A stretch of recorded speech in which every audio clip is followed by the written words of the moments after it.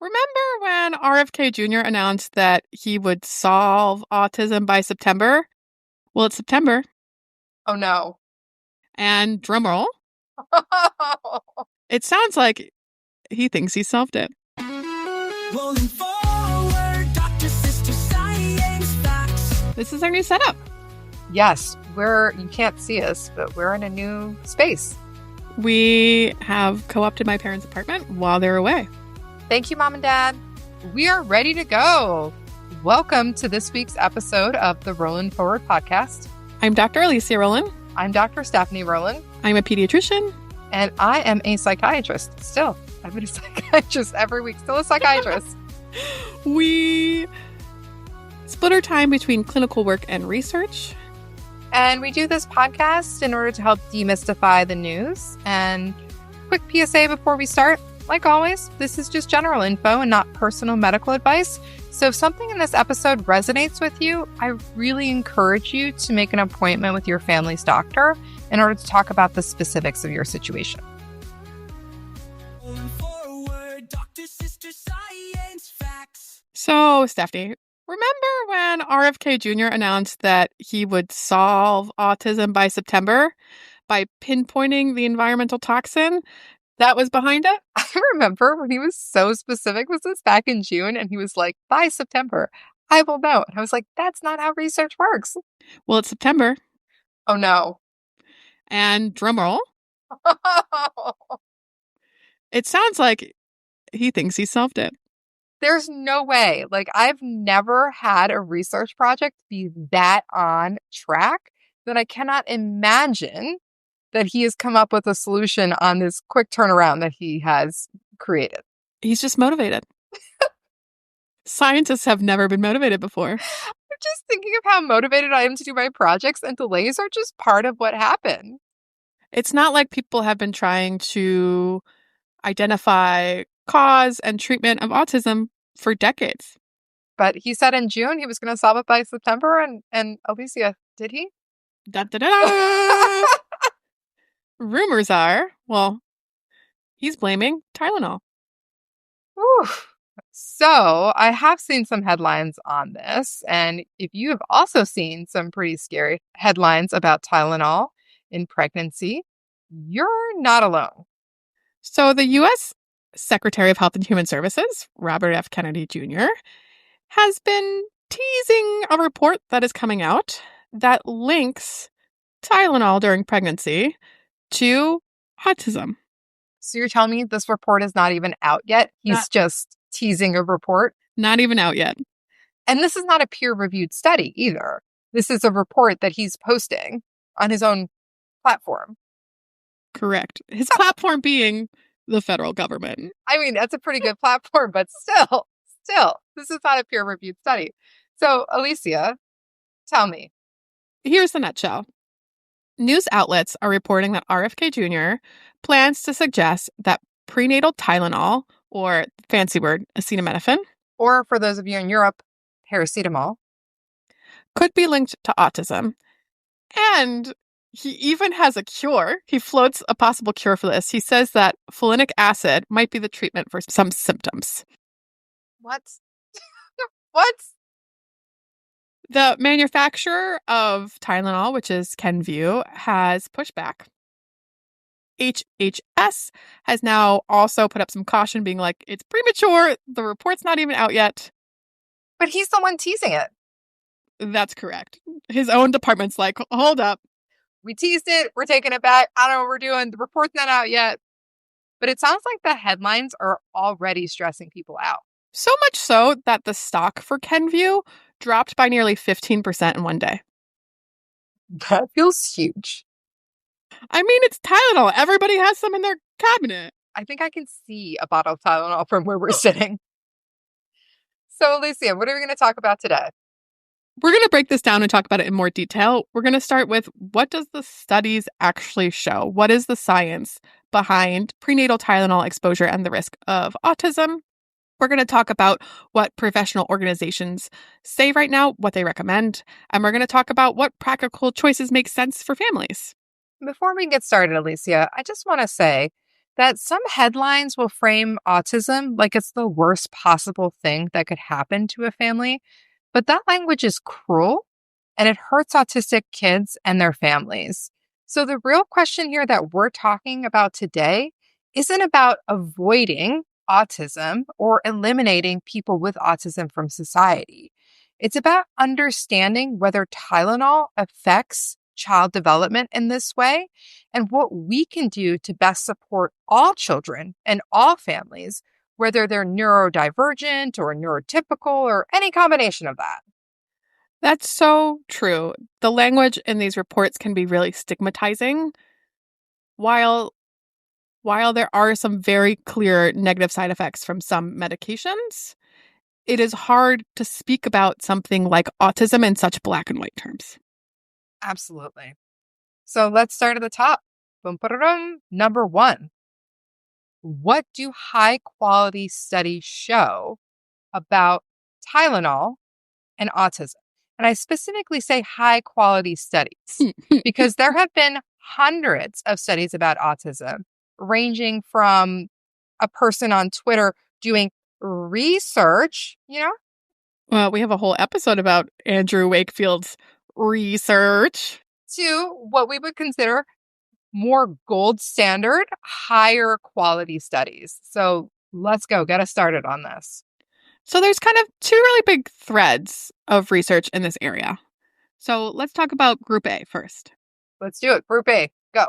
So there are a lot of large, rigorous studies that show no link between the prenatal exposure of Tylenol and the development of autism. Okay. So a large 2024 JAMA study followed 2.5 million children in Sweden. That sounds like a lot of children in Sweden. That's a lot of kids. A lot of kids. So they followed the 2.5 million children and they used sibling comparisons. Sibling comparisons are really interesting because that's a powerful way to control for genetics and family factors. Because siblings tend to have similar genetics and live in similar family environments. In this study, and in a lot of studies in this bucket, they've shown that prenatal Tylenol use was not associated with autism, ADHD, or intellectual disability. So basically what you're saying is that when we compare siblings who share genetic material and are raised in similar environments, the exposure to Tylenol in utero is not associated with autism, ADHD, or intellectual disability. And this is based on a study of 2.5 million children. And it's more than one study. There are plenty of studies in this bucket, but that's the most famous one. That's the most powerful one. But these studies are all showing no association. That feels very reassuring. That is bucket A. So, Alicia, what's in bucket B? Bucket B are studies that show an association, but no study has shown causation. What does that mean? So recently, this year, a large systematic review in environmental health actually compiled data from nearly 50 studies, and they reported that there was an association between prenatal Tylenol exposure and later diagnosis of autism or ADHD. So, Alicia, how can both be true if bucket B is now suggesting there's an association between in utero Tylenol exposure and later developing these diagnoses? This is a really, really good question that maybe RFK Jr. should be asking himself. Oh, yes. Let's go. So it's important to understand the difference between an association and causation. Causation is when something leads to the other. So, for example, people always joke that there's an association between ice cream and sunburns, where ice creams cause sunburns, but it's actually just an association because hot weather makes you want to have an ice cream, and hot weather also causes sunburns. So while there's an association between ice cream and sunburns, there's no actual causal factor. Ice creams don't cause sunburns. Shocking. Shocking.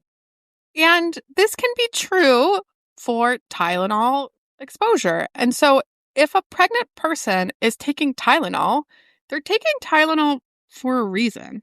Like they might have a fever or an infection. Those conditions themselves can affect fetal development. I remember in medical school learning about the different infections that a pregnant person could have that would then cause changes in utero development. And that's why this is a confounder. Because a pregnant person is taking Tylenol because they have an infection, and it's the infection that would be causing maybe an increased risk of autism or ADHD, not the Tylenol that they're taking to treat that infection. And that's why the method of these studies really matter. Tell me more. Sibling-controlled designs, like that first study in Sweden with the 2.5 million children, The one that showed no relationship between Tylenol and subsequent development of autism, ADHD, or intellectual disability. these sibling designs can control for some of these confounding factors. They can blunt some false signals from genetics and family environment. And in comparison, the bucket B that you told me about, these reviews that are pooling multiple studies together and looking at associations, they cast a wider net, but because they mix very different study designs, they are not as well controlled. So while this bucket of studies is showing some statistical link, they can't confirm, they can't prove Tylenol causes autism.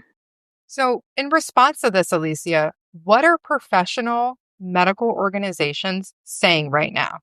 I think right now there isn't enough data to have us change our practices. That's what different organizations are saying. So ACOG, which is the American College of Obstetricians and Gynecologists, have said to continue using Tylenol, that Tylenol remains the first-line option for pain and fever in pregnancy, and that it should be used at the lowest effect dose for the shortest time. We always recommend the lowest effective dose for the shortest time, but they're recommending this because untreated fever and significant pain does carry risks for a pregnant person and fetus.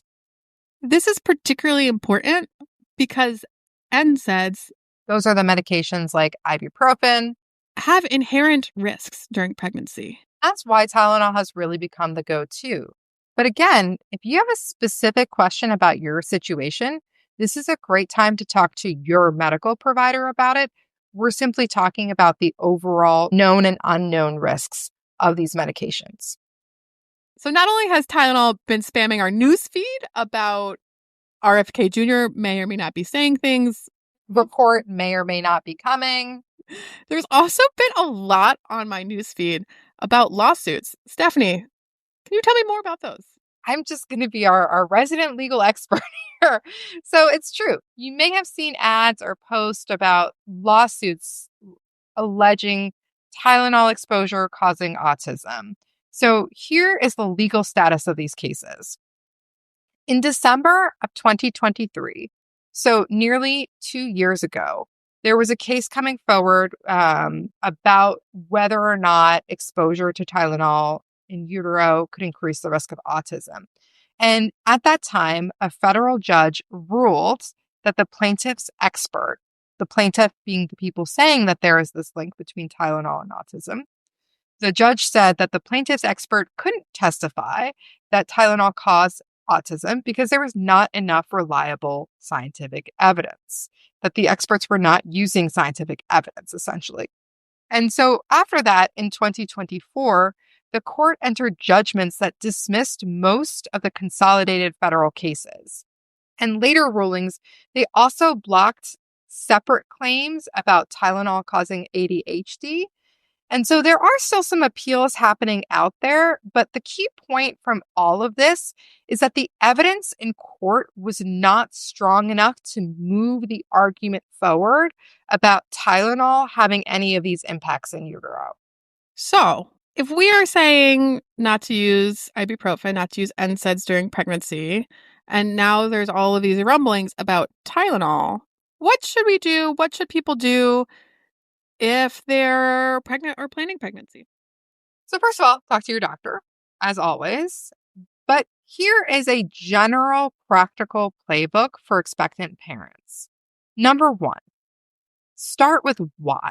If you are considering taking Tylenol in pregnancy, why? Are you having a fever? Are you in significant pain?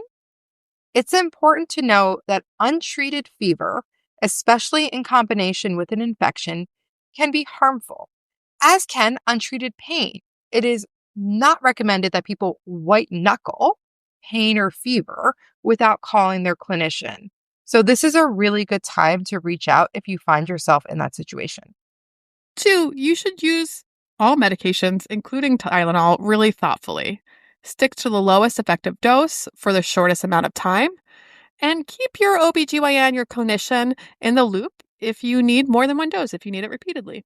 3, don't swap Tylenol for a different medication, like ibuprofen or a different type of NSAID, especially late in pregnancy, without first seeking guidance from your doctor. Yes, there is a lot of scary news about Tylenol right now, but the reality is that some of these other medications, like ibuprofen, have known risks in pregnancy. And so even though these medications might be safe when you're not pregnant, it's not a simple case of overlooking the Tylenol and reaching for the ibuprofen. Talk to your doctor if you're considering making a change. I think 4, zoom out from the headlines, stay off the socials, especially for attention-grabbing headlines that aren't quite backed with the science. This is an internal report that RFK Jr. is teasing he's going to put out. It's not even put out yet. And if and when it does come out, this is not a peer-reviewed study in a scientific journal. So it's really important not to let an attention-grabbing report like this overturn the weight of evidence or professional guidance, especially when the report isn't even out yet. I'm sorry. It's not out. It's not out. Hilarious. I just can't get over that. I mean, we're teasing the report might come out and now they're walking it back. And lastly, your mental health matters too. If the news cycle is spiking anxiety, write down questions and bring them to your next prenatal visit. Your clinician can help you risk balance, can help you decide what's the best plan of action for you and your family. So here's our takeaway. The evidence is mixed, and the best causal analyses so far do not show that Tylenol exposure in pregnancy causes autism, ADHD, or intellectual disability. At this time, professional groups still recommend using acetaminophen or Tylenol as the first-line option when you are experiencing fever or pain, although it should be used sparingly and with guidance. Treating your fever and your pain matters. I'm sure this is not the last big headline we're going to have about prenatal exposures and autism. These attention-grabbing headlines are going to come time and time again in this administration, in the world that we live in right now. And it's important to build your plan with your clinician and not based on your newsfeed, not based on things that you heard on TikTok. Rolling forward, doctor, sister, science, facts. As we're telling you, don't get your health news from TikTok. You can still follow us on TikTok. We're social media. We're there. But we'll be telling you things like follow the evidence, talk to your doctor. I think that's the difference, is that we always kind of caveat our news with check in with your physician, talk to your clinician. But Alicia, I know the magical way that you can do X. Is it green coffee extract? Did you learn that from Dr. Oz? Definitely mushroom coffee. Oh my God. Have you had mushroom coffee? Never. I do not want to try that. Never. So with that, this has been another episode of the Rolin Forward podcast. I'm Dr. Alicia Rolin. I'm Dr. Stephanie Rolin. Shoot us an email. Our email is rolinforward, ROLIN forward show @gmail.com. And you can also find us on all the socials where we will be doing parenting and health and bringing receipts. But if you found this helpful, please write us a review, leave us a review. That's how people can find it. You can also share this episode with a friend. You can post it to your social media feed. Spice things up a bit, no? In response to all the Tylenol TikTok. We're going to have to do a dance and be like, Tylenol is recommended by professional groups. Is that what the dance is? Yes. I'm fired. Thank you for joining us this week. Until next time. With that, take care. Rolling forward, doctor, sister, science, facts. And we'll talk at you next week. You're going to talk at someone? Look at you. We'll see you next week. We won't actually see you. No, you we saying we're not seeing people. I get it. But then also I'm like, we're not talking with you. We're talking at I'm talking with you. But I talked with you every day. I talk to you all the time. Like 16 times a day.